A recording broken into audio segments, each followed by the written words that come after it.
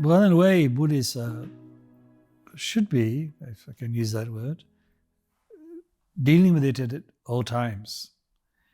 And what I mean by that is that death is woven into everything. Death is woven into every moment.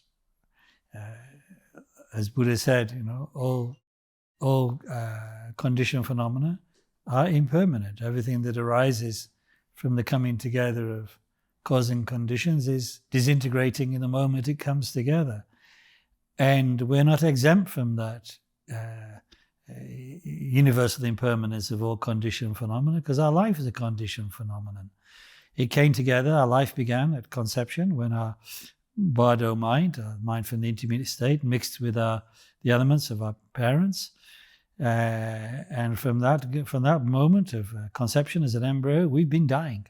We've been changing and mutating from moment to moment, from day to day. In fact, even now, in kind of the middle of life or full prime of life, we're dying. Every day we go to sleep. Every evening we go to sleep with one set of phenomena, one set of thoughts and emotions arising at that last moment. And the next morning, different ones are arising.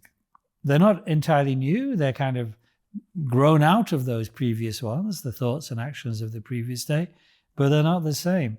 So all this is to say that death is not unfamiliar. That is really deeply familiar to us. It's kind of written in our DNA. It's written in our minds, written in our thoughts and our emotions, written in our relationships. How many people we meet and then part from, how many encounters we have, how many places we've been to. So death is going on all the time.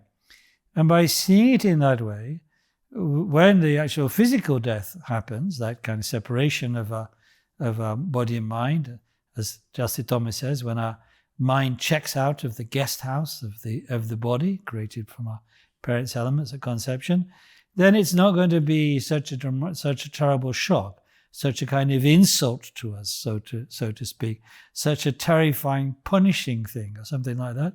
Just something we're already prepared for because we've been doing it as we've been going along, from day to day, from moment to moment. And so in that, we're prepared. We've already, as it were, done the meditation on death. We've already been down that race course many, many times, and now we can finally let go. Just as, in fact, we let go every evening when we go to sleep. When we go to sleep, at that moment, the active consciousness that engages with the senses withdraws inward and settles in the base consciousness, the kunji namshe, as we call it in Tibetan.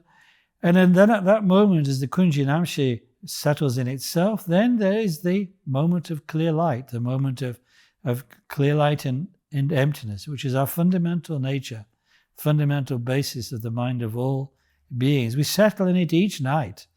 Of course, we don't recognize it due to our kind of karmic disturbances and emotional turbulence, and so dream imagery starts. But that's just analogous to what will happen at death.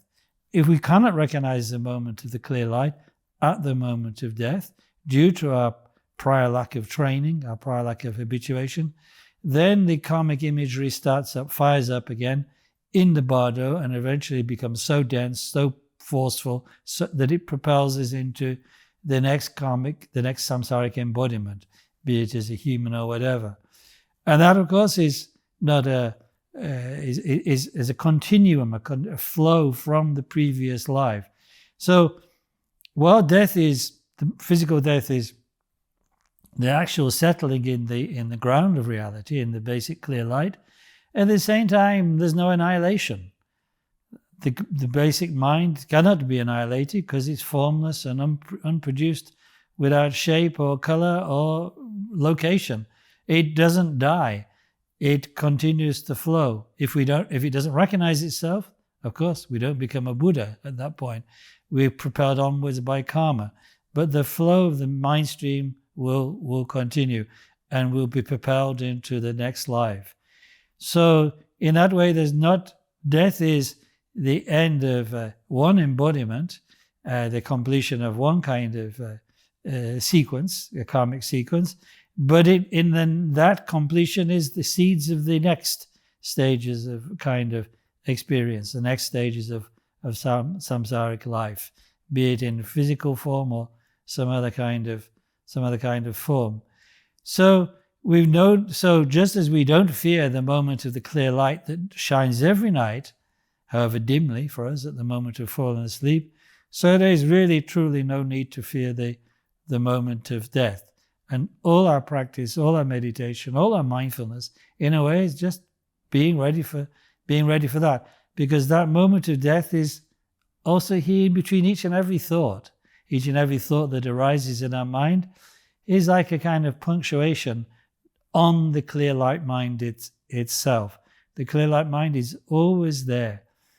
If we develop awareness through practice, we can actually see it and experience it and relax into it between each thought that arises.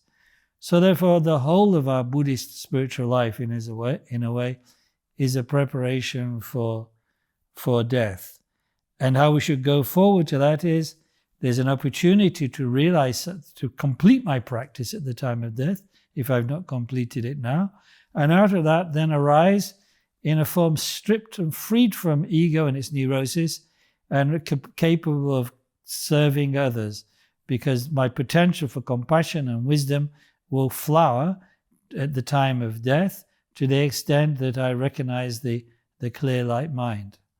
So death is the beginning. We should look at it as the beginning, rebirth into the next life, but next life in which we have that capacity to benefit others. That's how we should go forward to death, in this kind of resolute, cheerful, and yes, light-hearted way.